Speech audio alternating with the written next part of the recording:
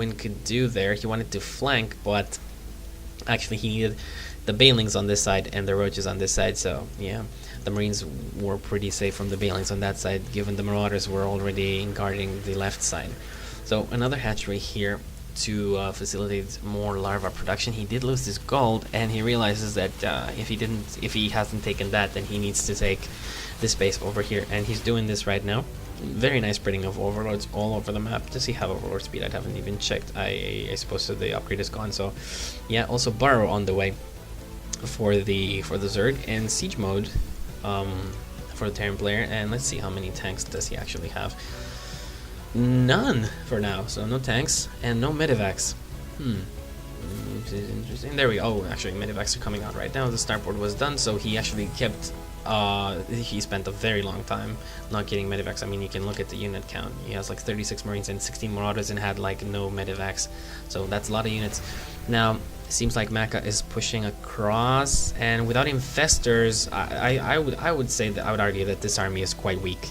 So I would really like to see infestors from the Wind. He doesn't even have an infestation bit to get his hive up, so I'm not sure exactly what his plan is, but let's see. I'm curious to see how this is all going to play out right now. Might have a confrontation over here close to those rocks. The thing is, these Banelings are really good and they're really fast on creep, but off creep they're not that fast, even with the speed upgrade, and you can stim away and keep your army alive still. But anyway, more medivacs coming out right now, so let's see how many medivacs he has. Does he have 4 medivacs right now, and taking down the rocks. As for upgrades, he has one upgrade, one weapons upgrade. And is he getting armor upgrade? No, it seems he's not. But where is that engineering bay? Here it is. So not upgrading more than that, it seems. Trying to make the classic slow push that Terran does with sieging up on xel'naga caverns. This is completely this is like classic, I would say. Just slow sieging up and unsieging and pushing across the map with your tanks and backing them up with a lot of infantry. Now these Banelings, is he actually going for a counter attack? Let's see if the Wind is going to do this. I don't think so. I'm gonna wait and see what happens. Another upgrade going down for the player and an armory. So anyway, the Wind is taking his 4th, actually 3rd base, because he lost this one.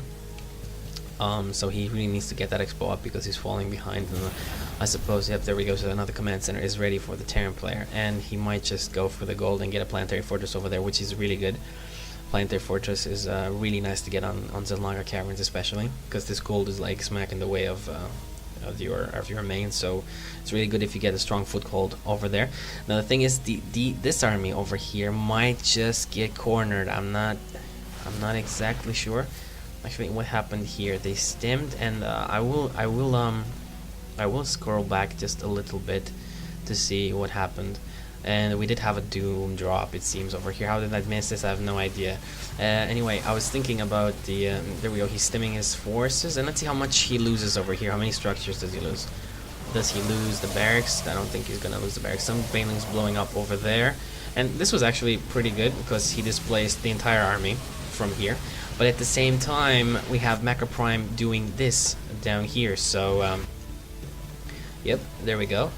So, he's moving his army back. He doesn't really want to lose his natural. I think he's going to be just fine. He's on the creep right now, going to move really fast into place.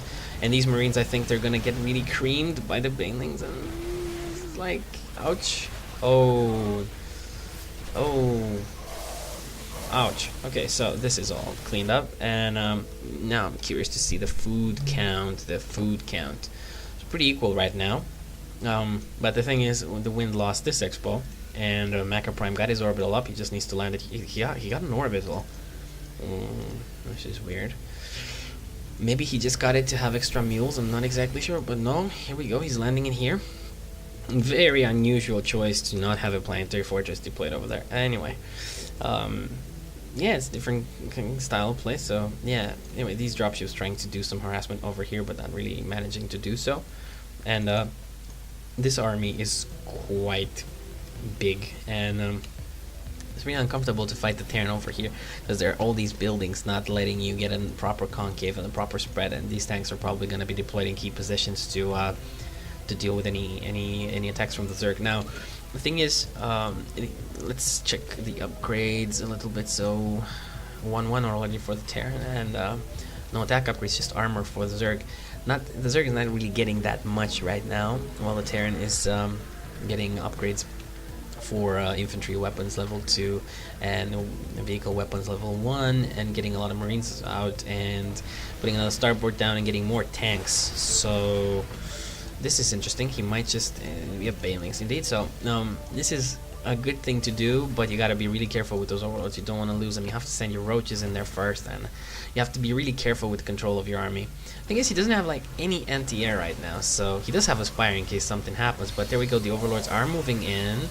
And let's see where the drop is going to occur.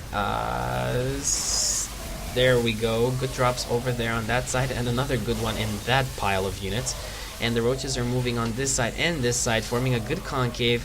But I think Maka's going to hold. He's repairing the bunkers. There's some marauders out, getting more Marines in, tanks shelling off this side and this side. And the wind does GG. And most likely why he did this is because...